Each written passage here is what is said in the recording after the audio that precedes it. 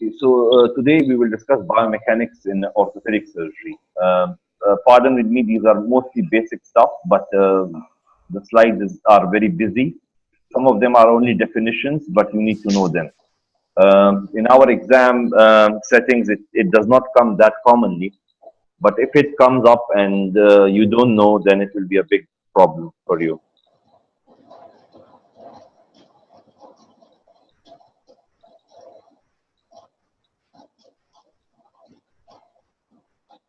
So disclosure, I have nothing to disclose for this presentation, and there is no financial benefit or aid to disclose for this talk. So basically we have divided, we will first discuss biomechanics, some of the definitions, like Newton laws, forces, moments, levers, which we will then apply in our study. Then we will discuss in section 2 free body diagrams. In section 3 we will discuss structural and material properties. In section 4, we will discuss biomechanical aspects of force on bone and bone healing. Then we will discuss partly fractures and fracture fixation. So, regarding biomechanics, biomechanics is a word which can be divided into two, bio and mechanics. Bio means life, mechanics means study of machines. So, definition, it's like study of living machines or living beings. So basically, it is more related to our orthopedic surgery because we have joint functions, we have bone mechanics, there are forces traveling across the bones. There is a mechanics for the muscles and soft tissue and whole body function like equilibrium and walking. So mechanics can be divided to static and dynamic. Regarding static, it means at rest or constant velocity. Dynamic means changing motion. It has two components, kinematics and kinetics. So these are some of the Newton laws. Newton law, first and second and third law. First law states that every object in state of uniform motion tend to continue and remain in the same, unless any external forces are applied on it. Second law, it describes the relationship between an object, mass, its acceleration, and force. So F is equal to ma. And Newton's third law, for every action, there is equal and opposite reaction.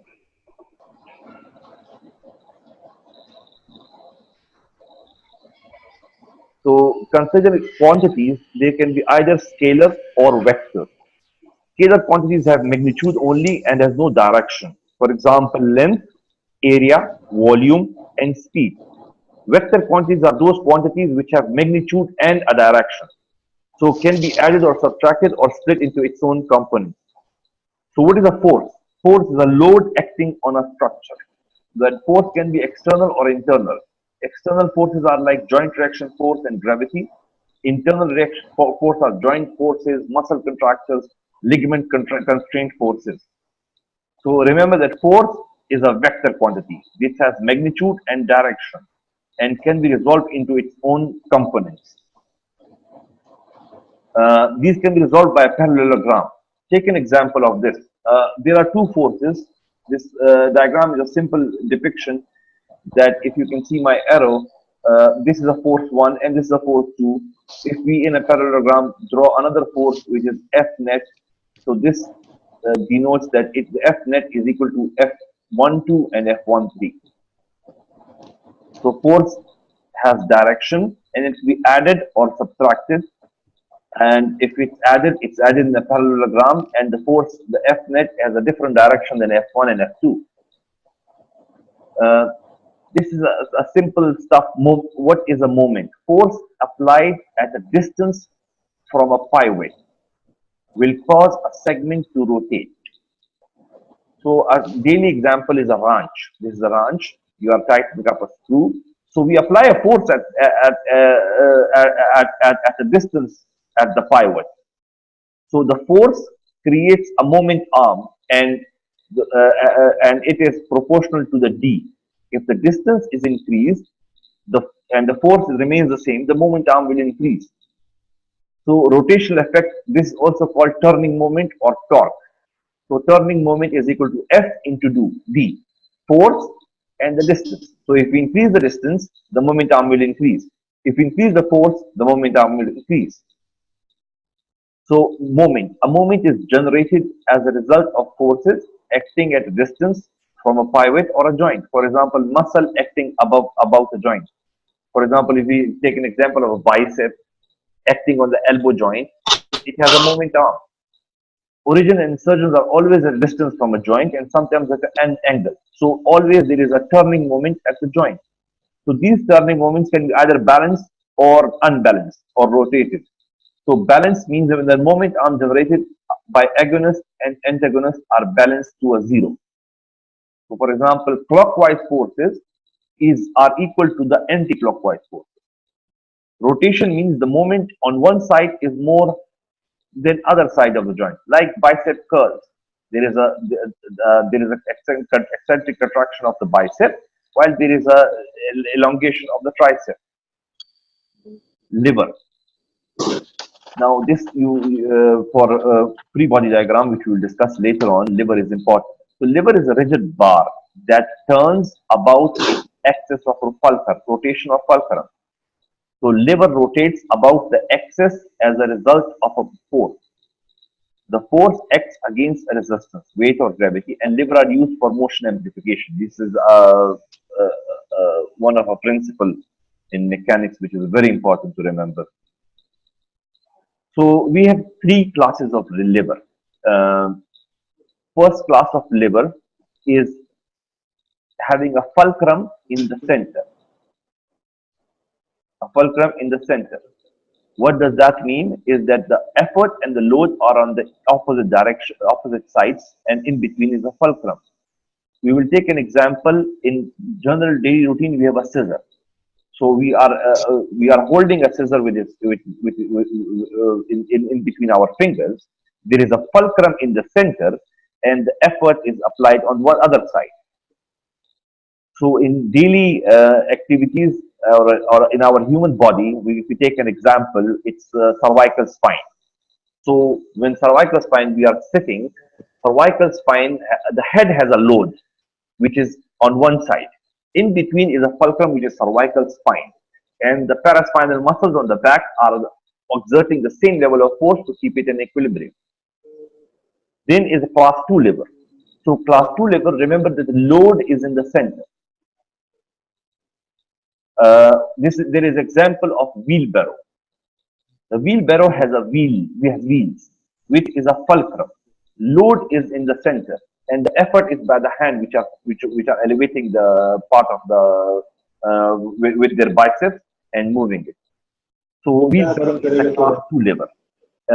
In our body, if we stand on our tiptoes with our foot, this is a class 2 lever. So what happens is that fulcrum is the tip or our toes on which we are standing. Okay, and load is the weight which is exerted and the person is standing, and the effort is by the tendo-achilles, which is the opposite force to the load. Then there is a class 3 liver. Class 3 liver. Basically the effort is in the center. Okay, so in normal if you are in a OR and you are taking the tissue forceps, if you can see, the fulcrum is on one side, and when the place from where you are holding the tissue is called load, and the effort is with your fingers. In body example, we can take elbow as a class 3 liver. So how it's class 3 liver? If you note that the load is applied, if you take an example that a person is lifting a weight of about 20 kg, this is the load. The effort is basically our bicep tendon, which is equally exerting the force and elevating the load, and the fulcrum is our elbow joint. So this is a simple depiction of what we discussed just now: first class liver, second class liver, and third class liver. So we will discuss now some of the examples as free body diagrams. A free body diagram is a method of determining forces and moments acting on a body by isolating the body part and ensuring that it is in a static equilibrium. It's useful to identify unknown forces and moments acting on a system. So for assumptions, for free body diagrams in human body, we assume that the bones are rigid rods, joints are frictionless hinges, there are no antagonist muscles in action, weight of the body is concentrated at the exact center of the body mass, muscles act in tension alone, line of acting of the muscle is along the center of cross-sectional area of the muscle mass, and joint reaction force are assumed to be only compressive. So you have to understand this slide. We assume that patient is standing on his right lower limb. Okay, this M depicts the abductors which are attached to the greater trochanter. This is the distance D, the A, which is from the tip of the center of the head to the abductor insertion. Then there is another momentum which is the weight of the body, which is at the center, which is depicted as W. And the B is distance from the center of the femoral head to the mid-axis. So basically, if you see this diagram, there are anti-clockwise forces, which are abductor force, and there are clockwise forces, which is the weight of the body. This R represents the joint reaction force. Regarding joint reaction force, it is a force generated within a joint in response to force acting on the joint. In hip, in hip, it's balancing the movement or arm of the body with the abductors. The force generated by the joint is called the joint reaction force. So while you're discussing the abductors are anti-clockwise force and the weight is a clockwise force, it's going through the clockwise direction. So as per the principle, if the body is into equilibrium, the forces which are anti-clockwise and the forces which are clockwise should be equal. So as per Newton, anti-clockwise forces should be equal to clockwise forces. So let's consider A as a distance which is D and B as a distance which is about 3D. This is a hypothetical situation. So MA is equal to B into W. So the both moment arms are equal. So M into D is equal to 3D into W. So remove the D from the both sides. M is equal to 3W. So the patient is standing on 1 foot. So 1 foot is about 1/6 of the body weight. So we remove that. So 3 into 5/6 W. So the total abductor force which is needed is 2.5 times the weight of the person standing on the one leg. So abductor force should be 2.5 times that of the body weight. We are not using complex trigonometry. If you see the abductors are not attached at a right angle. So there should be some tangent or cos theta to be applied. But we remove the trigonometry for simplification. So now we have abductor force. We can assume that the joint reaction force is equal and opposite to the sum of these forces acting on the joint to keep it in equilibrium. So this can be done with a parallelogram. So I have removed the forces, the M, this is traveling downward direction, and there is a weight which I have added together with the M here. And you can see this is the joint reaction force which is developed, and this can be measured also. So a potential question is how and why we advise patient of osteoarthritis hip to have a stick in the opposite side. This can be asked in your exam, a simple question. And if you know the basics, you can easily define it. And another question is how it reduces forces acting on the hip joint. Why do not he have to hold on the same side? So we now again take a hypothetical situation that the person now is standing with a stick. So remember the stick forces, this arrow is not, my apologies, the arrow is not visible very nicely, but the arrow is functioning upwards because there is forces with the stick in the hand, the load will be bared and the force is traveling upward, that is anti-clockwise. So same situation, M is the abductor force, A is the abductor arm, B is the weight arm, W is the weight of the patient, which is 5/6. And this, if we take an example, that this is the force going as a as a anti-clockwise, similar to the abductor. So anti-clockwise forces is equal to clockwise forces. So abductor force into the abductor arm plus stick, because it is also anti-clockwise, into 2v, because the distance b is double now. So is equal to weight and the b, which is the weight, moment arm of the weight. So if we resolve this, we will get m is equal to 5 over 6 into 3 minus stick into 6. So abductor force is equal to 2.5 minus 6 in the stick. So abductor force is reduced by 6s. So it will be some newtons of force is traveling through that stick. So if you reduce the force by 6 times. So another hypothetical question is, what would happen if the patient is having a suitcase in the opposite side? Let's take an example of this. Similarly, this is our abductor moment arm. This is the abductor force is defined as m. B is the moment arm of the weight. W is the weight. And here, this is a person who is holding a suitcase. So the forces are going in a clockwise. So anti-clockwise force is equal to clockwise forces. So abductor force into D, we previously assumed that A is equal to D and B, which is 3D. So AF into D is equal to W into 3D plus 6D, because B is double now, into a suitcase. So when we resolve this, it is 2.5 W into 6x. So abductor force needed has to be increased by 6 into weight of the suitcase. Now we consider the material and structural properties. So material properties include elasticity, yield strength, ultimate tensile strength, and ductility, and are usually a part of material specification and are obtained via tensile strengthening. They are not dependent on the shape of the material.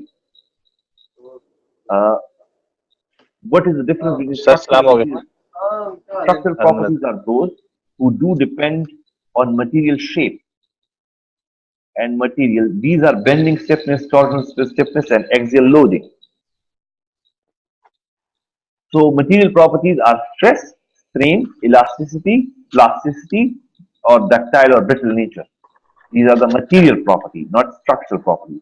As we said, structural property depends on the shape, while the material property does not depend on the shape. So regarding stress and strain, stress is a force per unit area. Strain is named as change in length. So if you are holding a rubber band and you are stretching it, the force you are applying is called stress, while the strain is the change in the length divided by original length. So stress has a unit of Newton per meter square, while strain is a ratio. So we have this diagram which you will see everywhere in orthopedic books. This is called the stress strain curve. So basically, stress strain curves are plotted for any material. Y-axis is for stress and x-axis is for strain. So let's start from origin in this case. If you start a stress strain curve, you can see an inclined line which is going straight up, and it is not curved at all. And so we say that there is a linear relationship between the stress and the strain when the material is loaded. Meaning we can say that if we keep on increasing the stress, the strain will increase proportionally. So we can say that the stress at the level of in this part of the curve is proportional to the strain till the point of yield strength. So at this point is called yield strength. The relationship in this part of the curve when we relate stress over strain is called Young's modulus. This is also called the plastic portion of the stress strain curve. So, sorry, elastic portion of the stress strain curve. Elastic portion means that if the stress is removed, the strain will reduce and the material will come back to its original shape and size. Now, if you remove the load anywhere in this elastic zone, the structure will come back into its original size and length. So this is called the elastic portion, and this ends at yield strength. After that, the change in the relationship with the strength strain curve is not proportional at all. The material in this part of the stress strain curve, which is called the plastic portion of the curve, in this part, the tensile stress, if you see the strain will increase while there is not much changes in the stress. In this is called the plastic zone of the curve. In plastic zone, if you remove the force or remove the stress, the body will not come back to its original shape, or there will be a permanent deformation. Then there is a curve part called ultimate strength.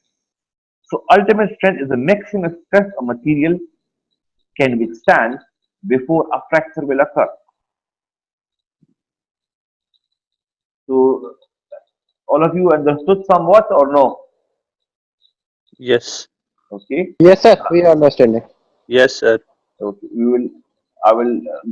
will go forward. We will try to define these things. So what is elasticity?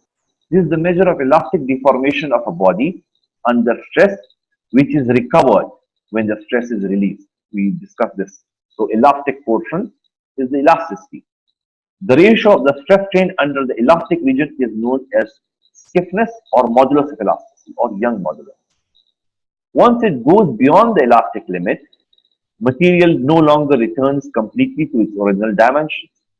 So after the yield strength or proportional limit, when it goes into the plastic zone, it will not come back into original structure. Note that this structural property can also be plotted in the same manner as stress strain curve, because stress strain curve is basically a material property.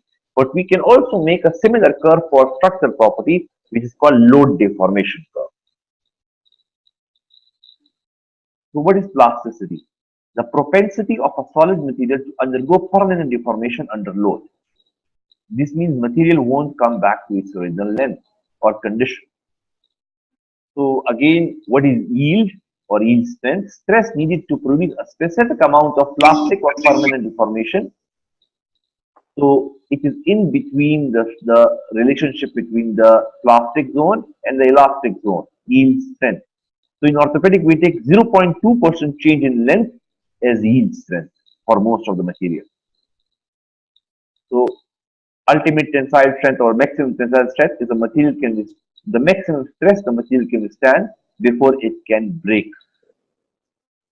So in orthopedic, we would have some material which would have more plastic zone and some have more elastic zone alone with no plastic deformation. So there is another question: what is a brittle material and what is ductile? So a brittle material is a material which exhibits material property of elasticity with no or less plasticity and instead fractures. So a brittle material will not have this plastic zone. It will have only elastic zone, and once the stress and strain curve reaches to a specific level, it will break. So material which exhibits material property of elasticity with no or less plasticity and instead fractures. This is very important. Or the material which do not exhibit any plastic deformation. For us in daily orthopedic practice, cobalt chrome is one example. Ceramics are far brittle as nature. Then titanium. We will discuss these all stuff in a while. What is ductile? A ductile is the amount of plastic deformation that a material can withstand without a fracture. For example, this means that the material will deform more before it gets fractured or has a plastic zone as well as elastic zone. So another potential question is what is hard and what is tough? Because these are orthopedic, uh, the words, they are material properties. So they can ask you a question, what is hard and what is tough? The resistance to abrasion, deformation, scratching, or indentation by another hard body. This material property is important for wear resistance application. This is called hard. So hard is basically a surface property. It has nothing to do with the internal molecule. The surface which is resist to abrasion, deformation, and scratching. So we say ceramics are hard. What is toughness? Toughness is defined as ability of a metal to absorb energy by bending without breakage. So this is the area under the stress strain curve. So the more longer this curve is, the more tougher the material is. Irrespective that it deforms, it does not matter. But if it does not have a fracture, it is tough. So some implants do fracture with passage of time if union isn't achieved.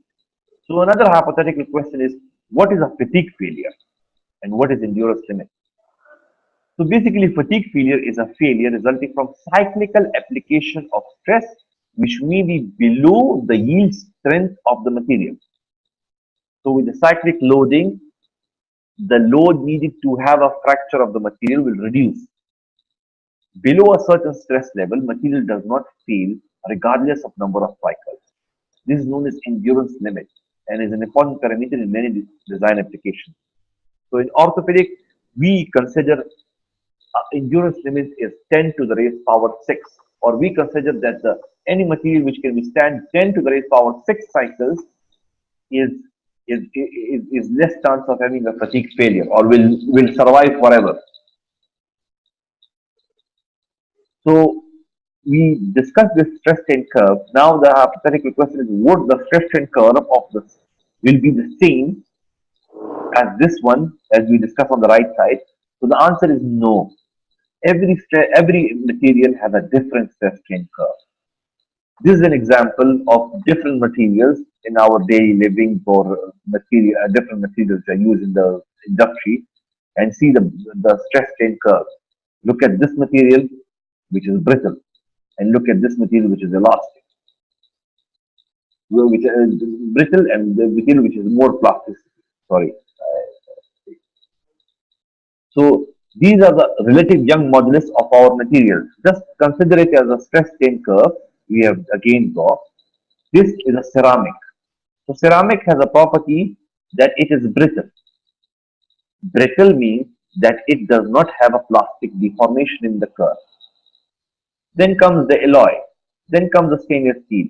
Then comes the titanium. Then comes the cortical bone, matrix polymers, PMMA, cancellous bone, tendon, ligament, and cartilage. Just consider this that titanium is used as an implant for fracture fixation. Why? Because it has a young modulus near the cortical bone. If we use ceramics or stainless steel, uh, uh, the young modulus would be different, and there will be and this will cause the load will not be bared by the bone, and there will be a weakening. So elastic modulus of orthopedic material is RB.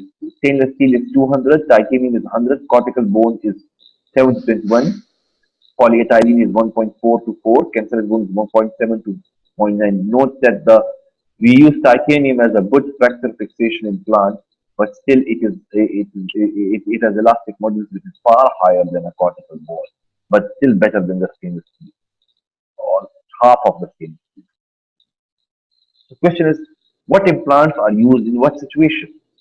So we have ceramics. I just wrote ceramics over here. Ceramics are hard material, and they are used as as joints. Okay. So at the cobalt chrome is used also in similar way. Steel and titanium is used for the plating of the fracture because it is a young modulus which is near the bone. So material characters also do change with the addition of alloys. Just one example. These are example of titanium alloys, and every if you add other metals into it, the stress strain curve plotted is different for every material. So another question is, what is isotropic or anisotropic? Or a statement called bone is an isotropic material. So what is meant by anisotropic material? Anisotropic means the material property depends on the direction of the loading. So when the load is applied in a different angles or different positions, the property of the material will change. While isotropy means that there is a uniformity in the orientation and it's not direction dependent. So for us, bone is an anisotropic material. So considering this, so means that the direction of load would be different in different direction of the bone. So let's plot different direction of the load in the stress strain curve. So if we consider this as a bone and there is a compression, oblique, shear or transverse forces, the stress strain curve are different in different situations. So if here you see the stress strain curve for the compression is longer and has an elastic portion and going far on the right side when compared to the other. So we can say that bone seems to be stronger at axial compression than tension or shear. So bone is anisotropic. Direction of loading affects the Young modulus. Weaker in shear, and then is tension, and then compression. Or we already said that it is strongest in compression. So a fracture has to occur more commonly in shear or tension than compression.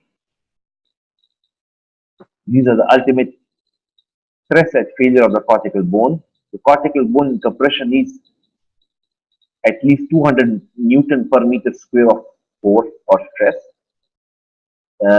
In tension, it needs less than 150 newtons per meter square of stress, and in shear, it needs less than 80. So in shear, you will have more fractures, less force is needed to create a fracture. So another question is, how can we plot a stress strain curve for tendon and ligaments?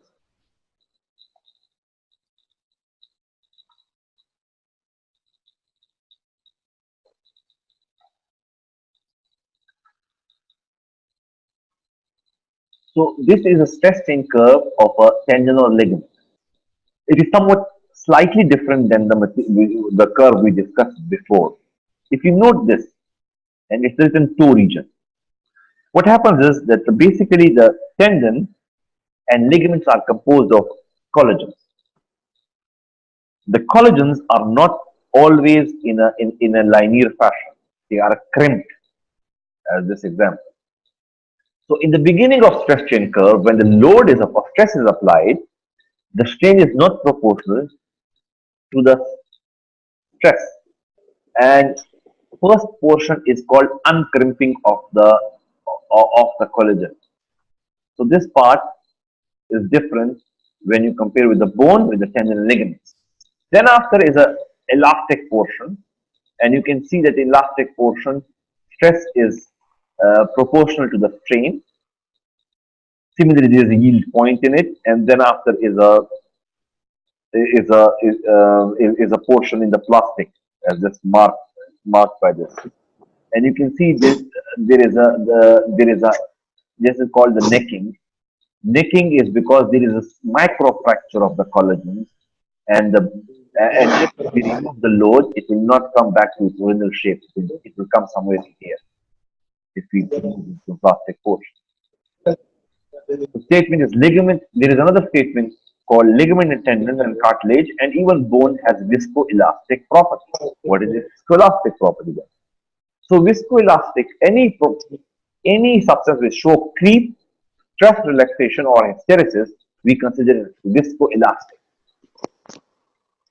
So force deformation character depends on the rate of load. Viscoelastic is the force deformation character depends on the rate of loading.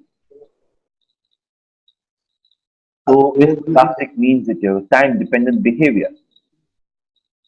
So if we divide the viscoelastic into the viscous and elastic. So viscous component means that there is a time dependent and involved unrecoverable deformation.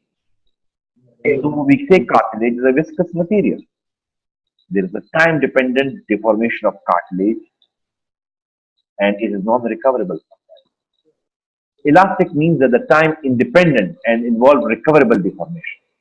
So elastic portion, similarly as we study elasticity, it is not time dependent, it is time independent, and if we remove the force, it will come back to its original shape or length. So remember creep, then there's stress relaxation, and then hysteresis. So these are the viscoelastic characteristics: creep, stress relaxation, time dependent strain behavior, and hysteresis. What is creep? Creep means time dependent deformation in response to a constant load. So here the strain is the same, but the strain needed the strain is the same, but the stress needed to keep the same strain reduced with passage of time. So for example, a material is applied a constant force, there is initial deformation, is elastic wood, but with this elastic material would continue to deform with passage of time. So time dependent deformation. Stress relaxation. As the name refers, stress is reduced with time. So if material is loaded and kept at specific strain, then the stress level required to maintain that strain reduces over time until an equilibrium is reached. This is called stress relaxation, or simply stress relaxation. And I remember it because of stress relaxation. This means the stress is reduced, relaxed. So with the passage of time, less stress is needed to keep the same length or strain. So time dependent strain behavior. It's like example of plasticity. If you force it gradually, you pull it gradually, it elongates to a long thin and then breaks. If you pull it quickly, it breaks instead of elongating. So our tendons and ligaments have also this time dependent strain behavior. So rate of change of length of plasticity affects this behavior. So another question is, what is hysteresis?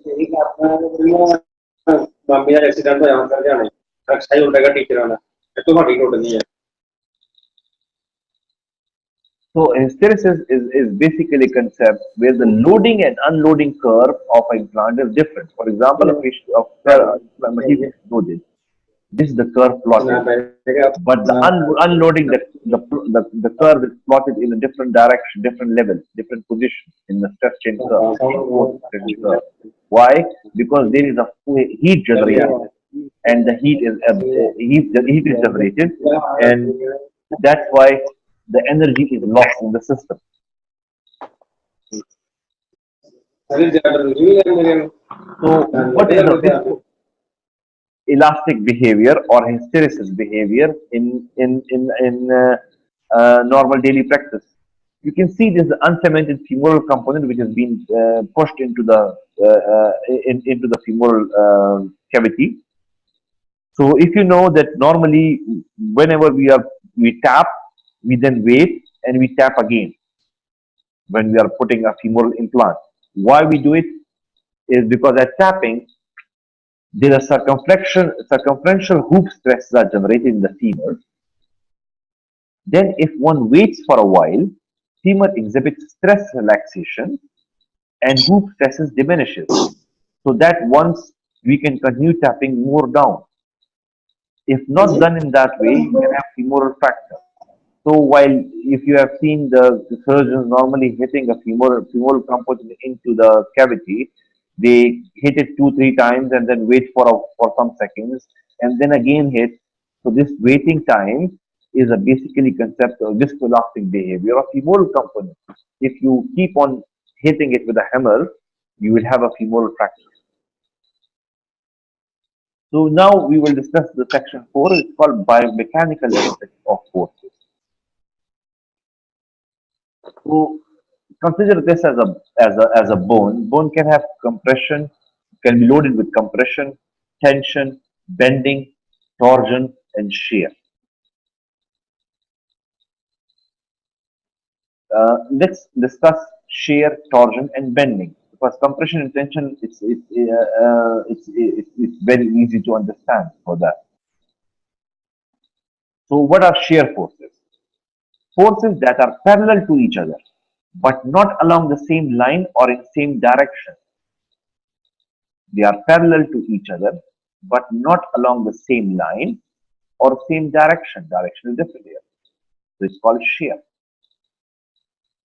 So shear stress and strain can be evaluated in similar manner as compressive and tensile forces. As we said that we compress, we already discussed the stress strain curve. We can apply the same for the compression and tensile forces. But shear is now different force. But shear is also can be similarly evaluated on the same stress strain curve.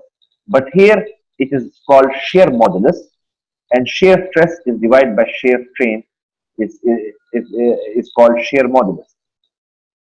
So a simple guess can be that shear modulus is always equal to 30 to 50% of that of elastic modulus of that material. So a bone will fracture more in shear than compression or tension. So what does that mean? Bone tend to fail early in shear than compression. About half of that force is needed to create a fracture.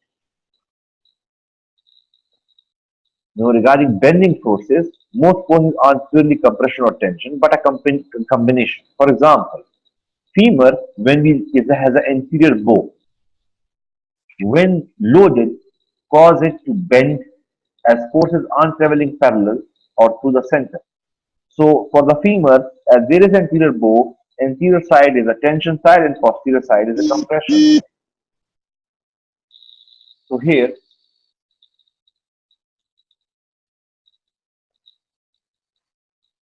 we can take an example that when it's loaded, one side is compression and the other side is tension. Are you all with me?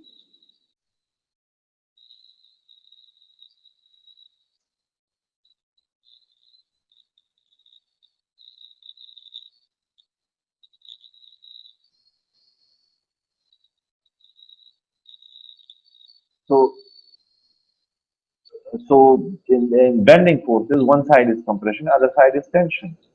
So on the tension side, there is a triangular fracture which occurs. So we take an example of a beam. Whenever a beam is loaded, their compressive and tensile stresses are larger at the extreme edges of the beam. While center or midpoint, there is no resulting force. Line of no resulting force is called neutral axis. This is called neutral axis. So regarding bending stress, force applied into distance from the neutral axis divided by second moment area of the material. So in this way, we can calculate the bending stress. Bending stress is equal to force applied into distance from the neutral axis or the radius divided by second moment area of the material. So second moment area is the variable that describes the spatial distribution of the material within a structure. This does not depend on the material property. So for the rectangular material, I think there is some problem. For the rectangular material, H has a third power effect on the SMA. For example, we take a rectangular material like a plate. If we increase the height H or the thickness of the plant, the SMA will increase by the third power. Now we know that it is increased on third power. So statement is that rectangular material cross section H has a third power effect on SMA. So what does that mean is if you double the thickness, not thickness, thickness of a plate, the rigidity will increase by the power of 3. So if you double the thickness of your plate, its rigidity will increase by 8 times.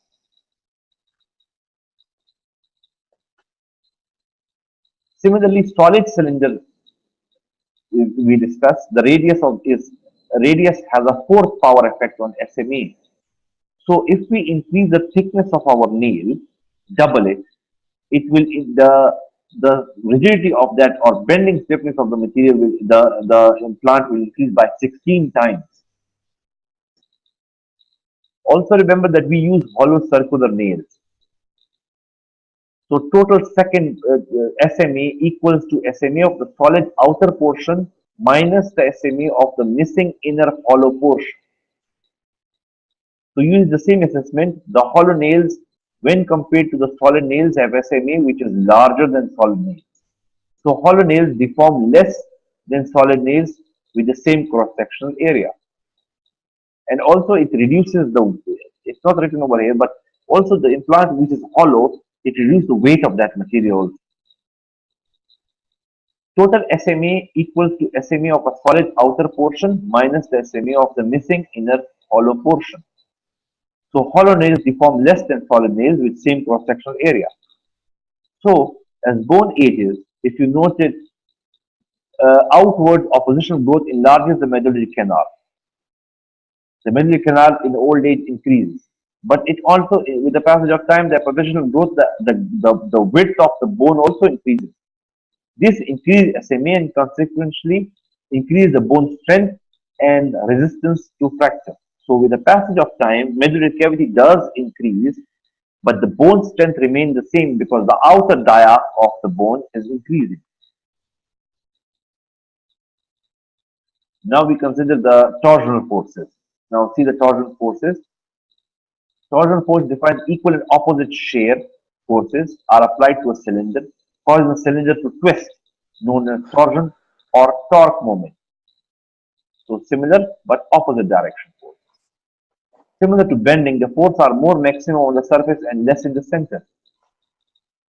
In this case, a line connecting the area of zero net force, which was the central line, is called axis of twist. And torsional stress is equal to applied torque into distance of the axis of twist divided by polar moment of inertia. So over there, that was SMA. Over here, it's called polar moment of inertia.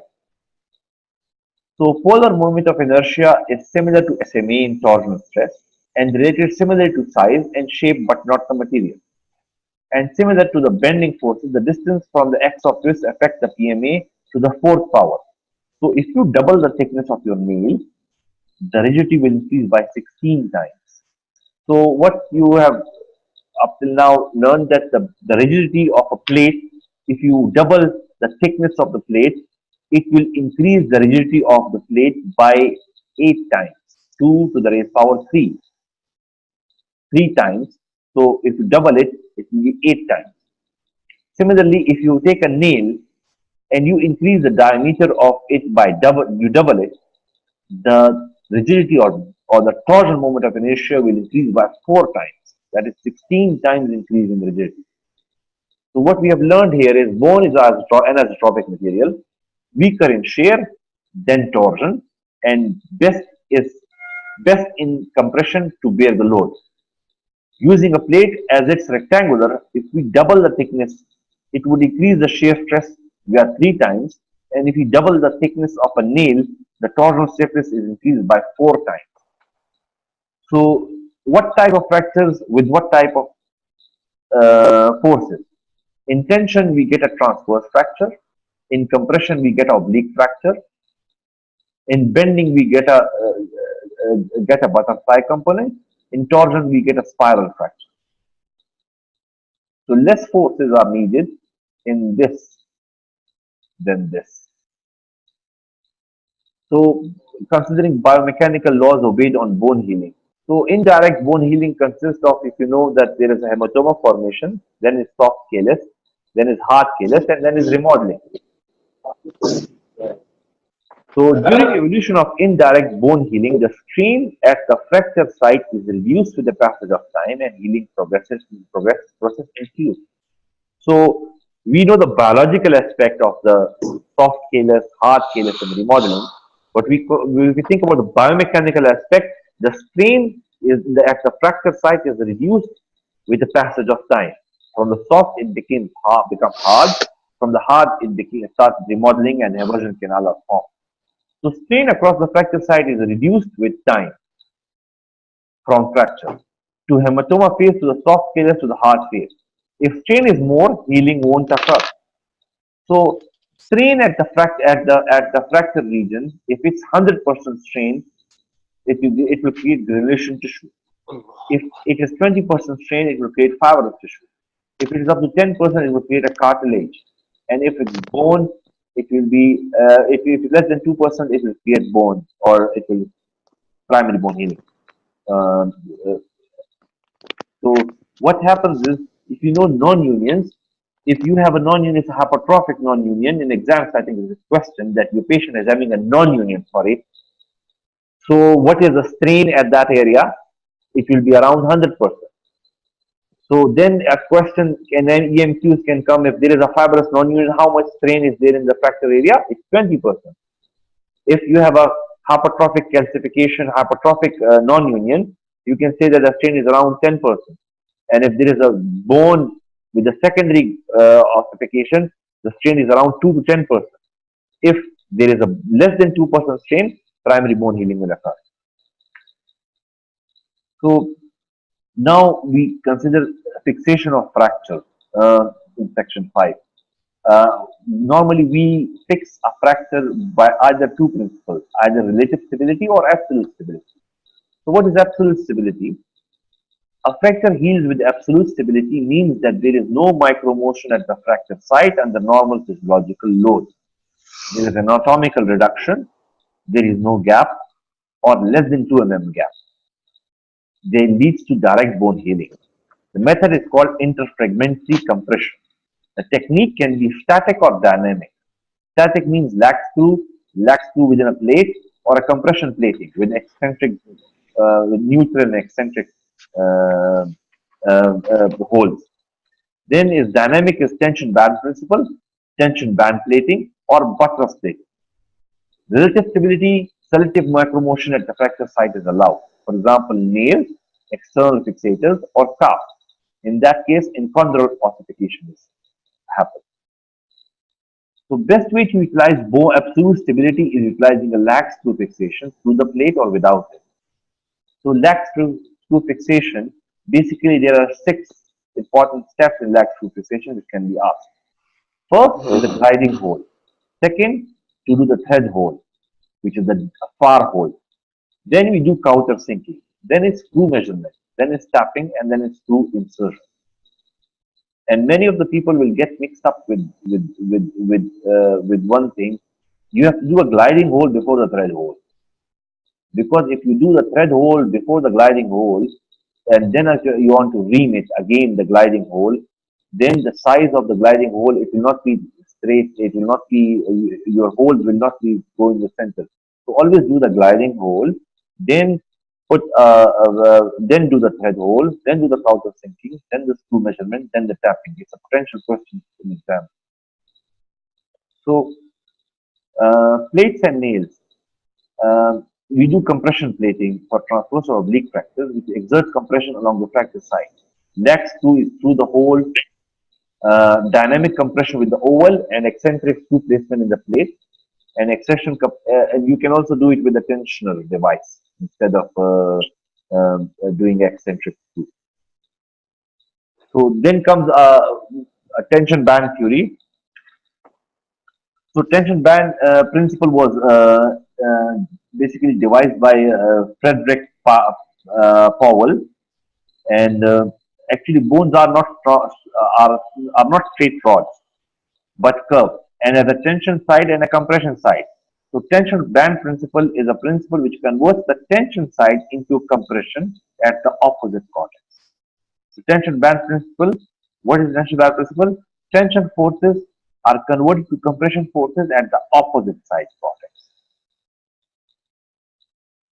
What is the tension band plate? When a plate is applied as a tension band on the lateral tension side of the bone, the neutral axis shifts from the center of the bone to the plate bone junction. So in femur, lateral plating is a tension band plate. A buttress plate applies a force to the bone which is perpendicular to the flat surface of of the plate. Main function is buttress. It buttress weakened area of the cortex, protect from collapsing during healing process. Designed with large surface area to facilitate wider distribution of load.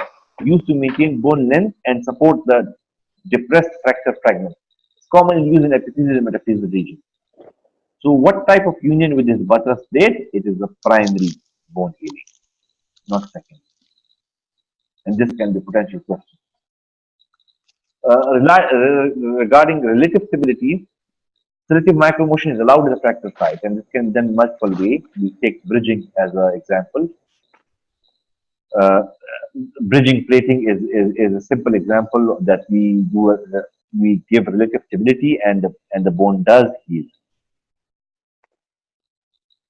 So a question is that this is, for example, a femur fracture with severe comminution. Why there is no compression needed for a fracture to heal? For example, if we do the same plating and a bridging more in a transverse fracture, there are more chances that it will go into non-union than a comminuted fracture. Why? So it comes to a potential question called, what is a strain theory? Strain theory is basically a strain theory of Ferran. You can check it in AO. What it states is that the strain in a simple two-part fracture is more than the comminuted fracture. The strain in a simple two-part fracture is more than comminuted fracture. And normally, while doing plating, we are fighting to reduce the strain at the fracture site. So, strain theory of Ferran can also be depicted that the strain is equally distributed in the small bone pieces in a comminuted fracture. So, there is relatively less strain between the fracture sites than in an undisplaced, in a simple two-part fracture. So, for a comminuted fracture, there is less strain. So, if you put a bridging plate, it will go into union. A simple two-part fracture always need a compression. It's beneficial than a bridging plating. So it's called stress theory of Ferran. So bridging plating, instead of individually fixing each fragment, minimal disruption of blood supply, reduction is performed indirectly, and compression is only sometimes possible. Regarding screw, a screw is a device for converting rotational forces into linear motion. Screw has head, thread, tip, core diameter, thread diameter, and a pitch. Pitch is basically the distance traveled by a 360-degree turn. It can be cannulated. The core diameter increases the fatigue of failure to fatigue. And difference between core and thread diameter increase the pull-out strength. So how to increase screw ability to avoid fatigue failure? Increase the inner root diameter will reduce the fatigue failure. The second question can be how to increase the pull-out strength of a screw.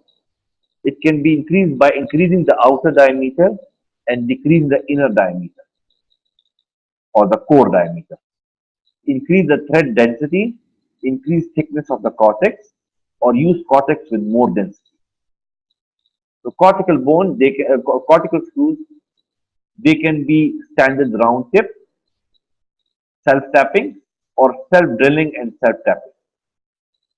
Cancellous screw has a spiral tip, to remember. Locking screw has threads in the head. Differential pitch screws have different pitch threads to cause compression at the fracture area. A simple example is Herbert screw or Equitrax screw. Regarding the plates in previous era, we used to have a round hole plate. In 1969, DCP was started, and LC DCP from 1994, and locking plate with a combi hole since 2011.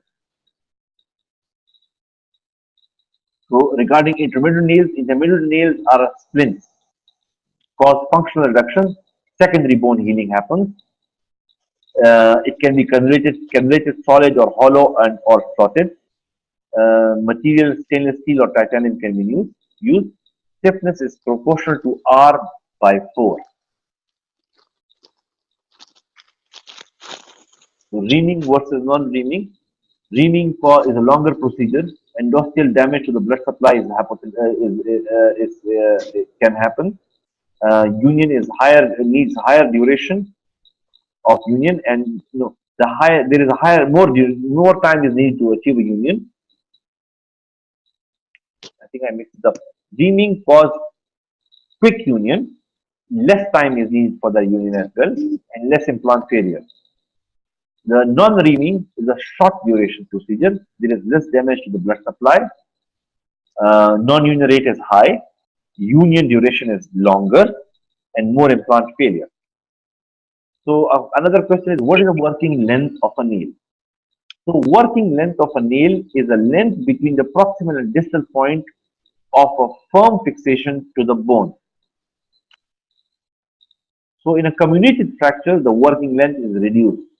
In a transverse fracture, the working length is longer. Is increased. Comminuted fracture, the working length is increased.